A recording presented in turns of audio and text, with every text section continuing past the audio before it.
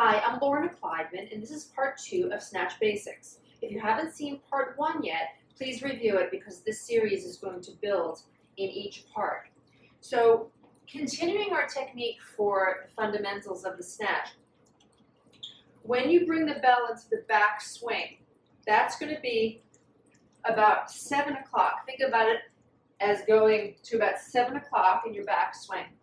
And you're just going to let it come up to about 4 or 5 o'clock on its own without pulling it out of the backswing prematurely.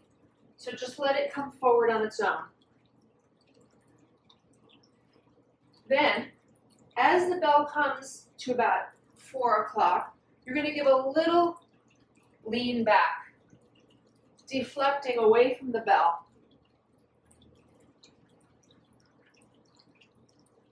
And that's going to cause the bell to rise up to about chest level.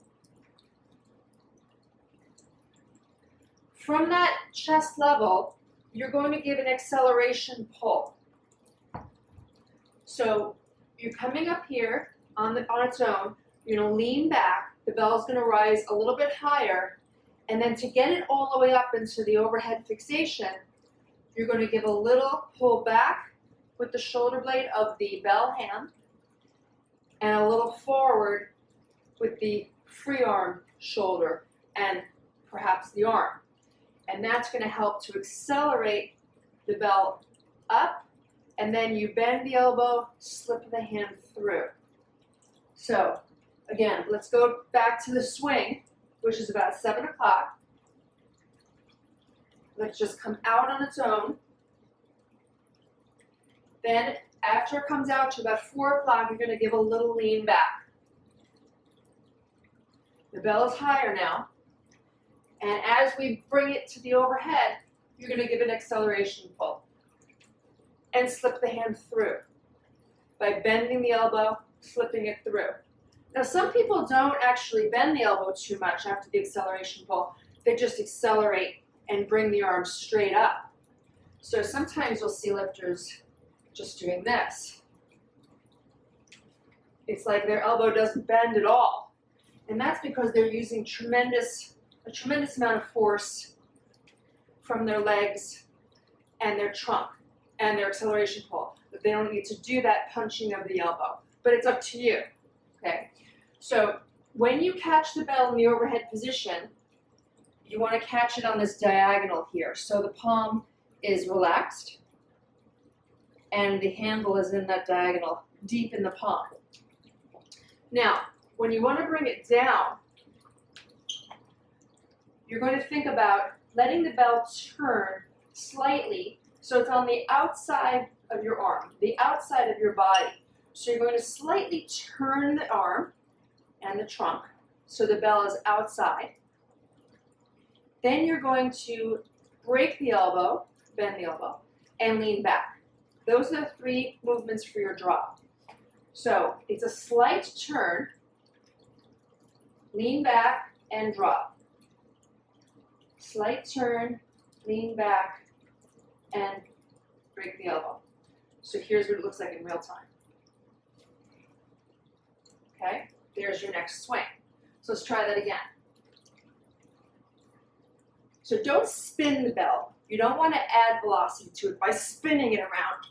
It looks like that's what's happening, but it's not. You're just letting gravity do its thing, and the first position you want to bring the bell into is out here, and then it's just going to drop by virtue of gravity. So a little bit on the outside, lean back, break the elbow, catch. Lean back, turn, lean back, break the elbow, catch. And then you can go back into your swings again. So if you wanted to do like one swing, one snatch, and turn, drop. One swing, maybe a little higher. And then acceleration pull, push the hand through, little turn, lean back and drop. Low, higher, acceleration pull, and there. Okay, so on the drop, you want to go from this crossed angle position in the palm and catch the handle here at the finger crease. So it's going to be here, with the thumb crossing over the index finger or index finger and middle finger nails. Now, you want to try to avoid the palm as you drop. Ultimately, when you start to get tired, that bell is pretty much going to scrape into the palm. But until then, until you get tired, try to practice going from the finger crease into the palm and back and forth, trying to avoid the palm as much as you can, right? So when you absorb that bell with your legs and with your spinal muscles, you're going to be catching it into the crease of your fingers. Now, a lot of people are doing half snatch, okay? So bring it all the way up and then racking, spilling it away and all the way up. That's a great way to practice and learn how to bring it up, but it's not going to really help you learning the finesse, the finer points of bringing it down, which is the harder part. The harder part of snatch is bringing it down. So I highly encourage you to practice full snatch once you get the hang of bringing it up, practicing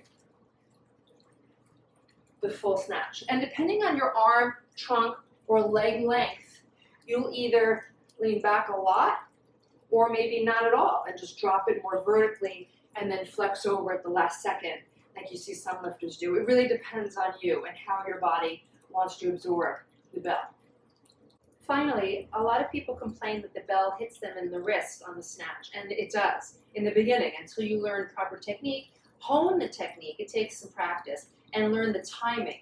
So the two reasons, primarily the only two reasons why people smack themselves in the wrist is because of, one, gripping the handle in a way to control the bell as it flips over. So if you grip that handle, it's going to bang you. So this is what gripping would look like. Oh, that really does hurt.